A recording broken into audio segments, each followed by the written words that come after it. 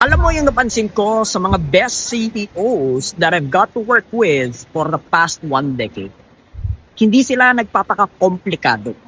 Hindi sila nagtatago sa mga 50-page decks. Hindi sila nagpapa-cute sa mga jargon. Simple lang ang mga tanong nila every time they're in a board meeting. Number 1, nasaan ba tayo ngayon?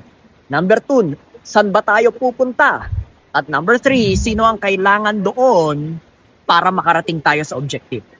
Because real strategy isn't about sounding smart, it's about creating a movement. Sabi nga ni Steve Jobs, simple can be harder than complex. Bakit? Kasi simplicity is the fruit of mastery, not mediocrity. Kung hindi kaya ng organization mo i-explain ang strategy in one clear sentence, wala ka pang strategy. Meron ka lang ingay that is based on confusion. Ito, real talk. Complexity impresses average people, but simplicity influences high-level leaders.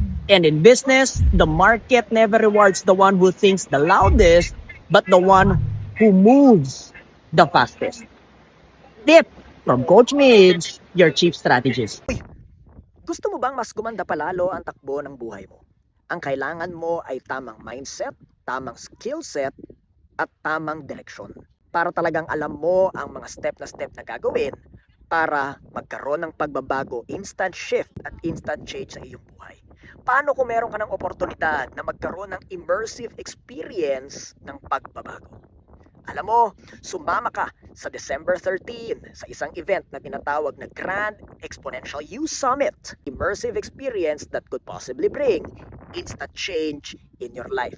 Beginning with your mindset and then to your heart, to your soul, and of course, tamang skills. Ang best part, hindi ito 15,000. Sa halagang 999 only, magkakaroon ka na ng ticket dito.